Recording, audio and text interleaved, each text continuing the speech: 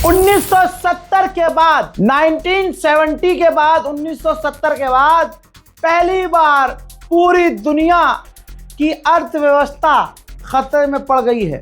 Global economy खतरे में पड़ गई है। अमेरिका के सबसे बड़े अखबार वॉल स्ट्रीट जर्नल ने ये लिखा है।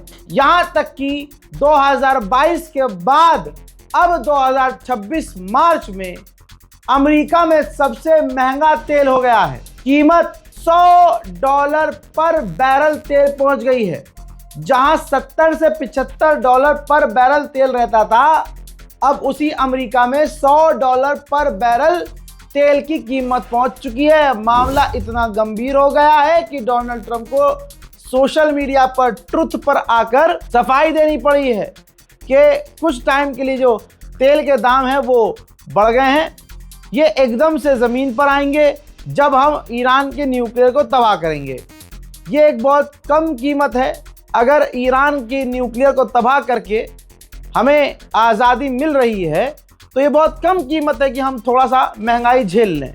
बाकी लोग कोई भी इसके अलावा कुछ और सोच रहा है तो वो पागल है। यानी सारी समझदारी डोनाल्ड ट्रंप की गवर्नमेंट में है और पूरी दुनिया पागल है। मेरे दोस्तों, ईरान के नए सुप्रीम लीडर जनाबे मुज्तबा खामनाई, ईरान के नए सुप्रीम लीडर जो आयतुल्लाह सैयद अली खामनाई हैं, उनके बेटे नए सुप्रीम लीडर चुन लिए गए।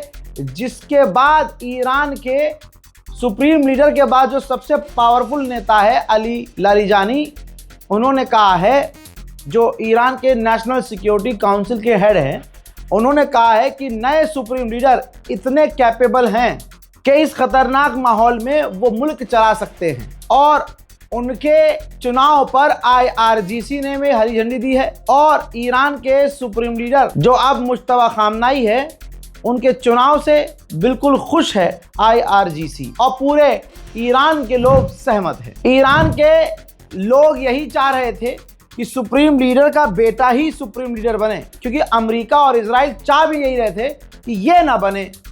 इस वजह से और ये ज़्यादा खुशी ईरान के लोगों में हुई। और जब ऐलान कर दिया गया कि अब ईरान के सुप्रीम लीडर मुज्तबा खामनाई चुन लिए गए हैं, तो ईरान में कुछ यूं खुशियों का इजहार किया गया।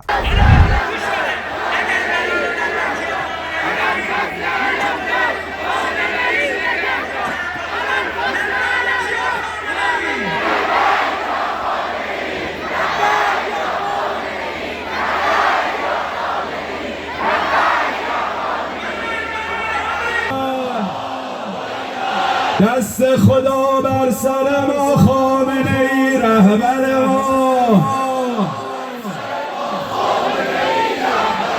دست خدا بر سر ما خامنه ای رهبر ما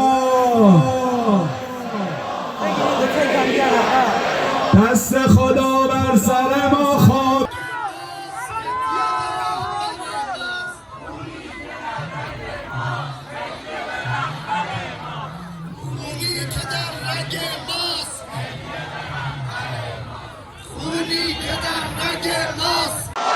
من یه رهبر جانباز داغ‌دیده، پدرش شهید شده، مادرش شهید شده، همسرش شهید شده، خواهرش شهید شده. خدا رو برای ما نگه دار.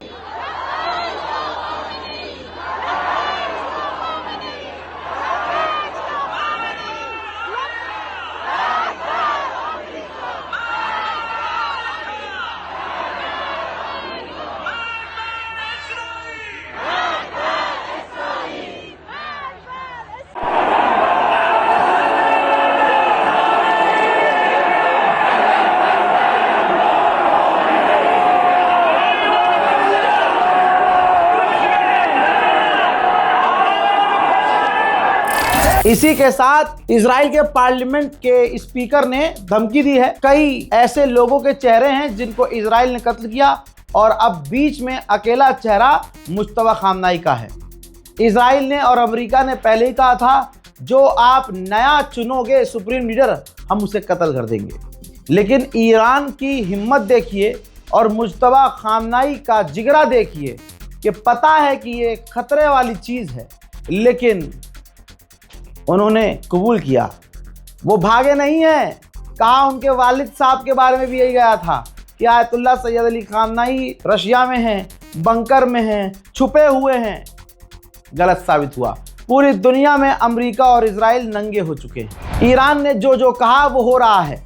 ईरान ने आधिकारिक तौर पर कहा था कि जो फौजी मारे जाएंगे उसकी असली संख्या अमेरिका नहीं बताएगा, और कुछ दिन बाद कहेगा कि ये जो दूसरे सैनिक मारे गए ये बीमारी से मारे गए। अब देखिए आज की ही तीसरी अपडेट ये बता रहा हूँ, जिसमें एक तीसरा फौजी बताया जा रहा है कि एक और फौजी इसमें बुरी तरह से घायल था, जिसकी मौत हो गई है। यानी कहना ये चाह रहा है सेंटोम कि ईरान ने नहीं मारा है, वो तो बेचारा पहले से बीमार था। उधर मुज्तबा खामनाई को चुना गया, इधर इजराइल के तेल अवीव, जेरूशलम और यहूदियों के दूसरे इलाकों में ईरान की मिसाइलों ने गड़गड़ाते हुए एंट्री मारी।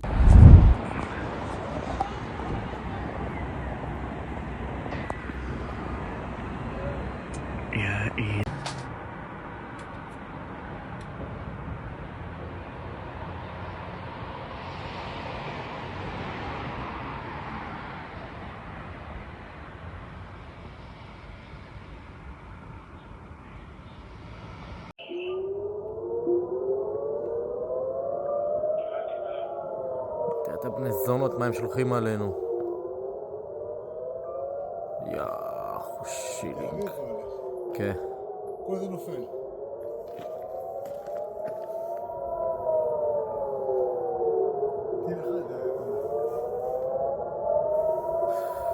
הנה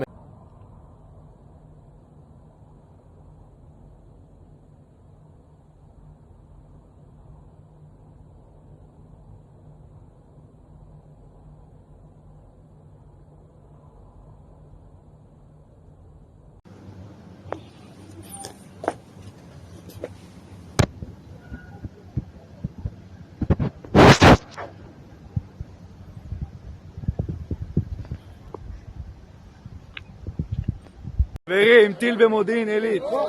אני תפסתי ראשון. חבר'ה, אתם מסתובבים בזירה? יש גם...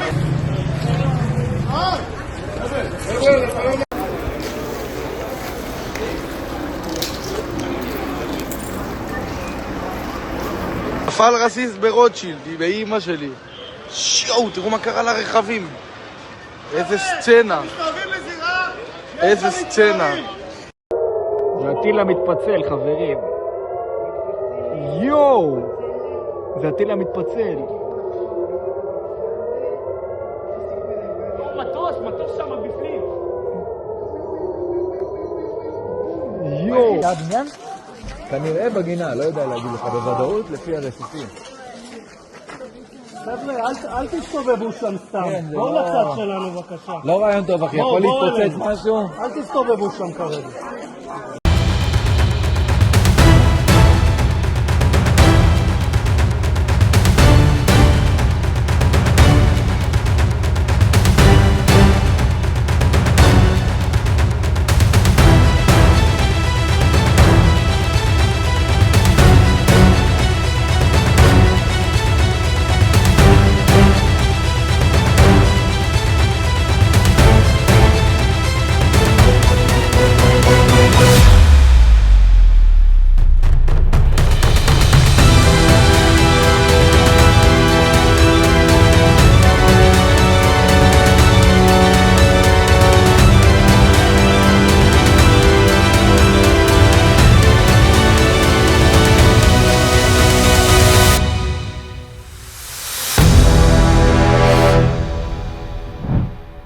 जो डोनाल्ड ट्रंप कह रहा था और जो इजराइल कह रहा था कि ईरान की पावर हमने खत्म कर दी है, बहरीन में अमेरिका के मिलिट्री बेस को अभी थोड़ी देर पहले ईरान ने फिर से उड़ा दिया है।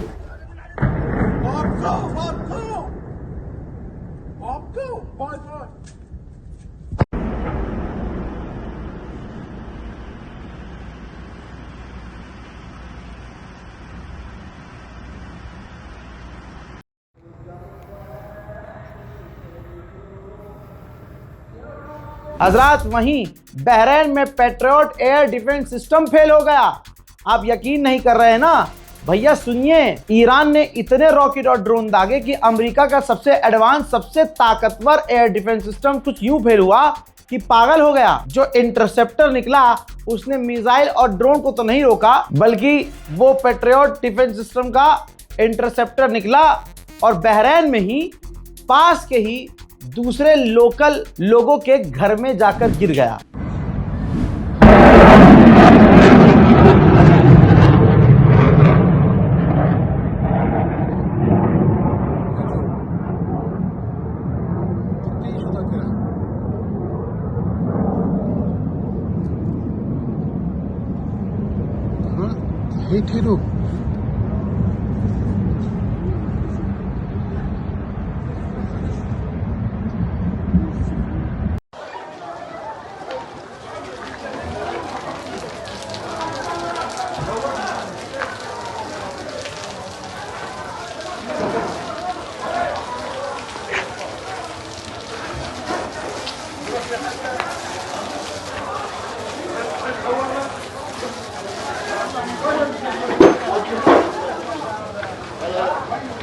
सऊदी अरब उछल रहा था कि हम ईरान के हमलों को रोक लेंगे।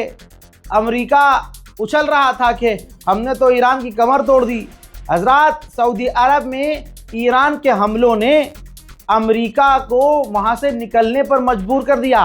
अमेरिका ने अपने तमाम डिप्लोमेट जो सऊदी अरब में हैं उनसे कह दिया है अपनी जान बचाइए और सऊदी अरब से बाहर जाइए। उधर ईरान के राष्ट्रपति मसूद पेजेश्कियान अस्पताल गए, खुद खुले आसमान के नीचे, और नेतन्याहू बंकर से बाहर नहीं आ रहा है, बिना सिक्योरिटी के कहीं जा नहीं रहा है।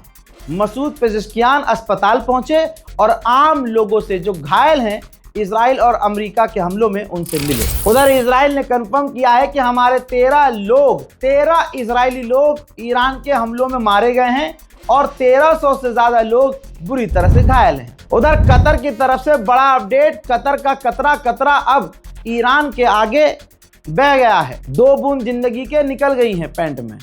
अब कतर ने कहा है कि सबसे पहले तो हम हमास को अपने मुल्क से निकाल रहे हैं, क्योंकि ईरान ने जो हम पर हमला किया, हमास ने उसकी निंदा नहीं की। तो अमेरिका को कतर ने जानकारी दी है कि हम हमास को निकाल रहे हैं। पहला अपडेट। दूसरा बड़ा अपडेट यह है कि कतर ने कहा कि हम ईरान से बात करेंगे डी एस्केलेशन के लिए।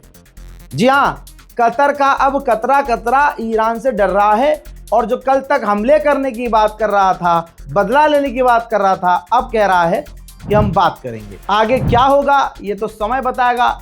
इस रिपोर्ट को शेयर कीजिए, दुआओं में याद रखिए, चैनल को सब्सक्राइब कीजिए, और मिलते हैं आज 9 मार्च दोपहर 1 बजे राजधानी दिल्ली में ईरान एम्बेसी के अंदर। जय हिंद।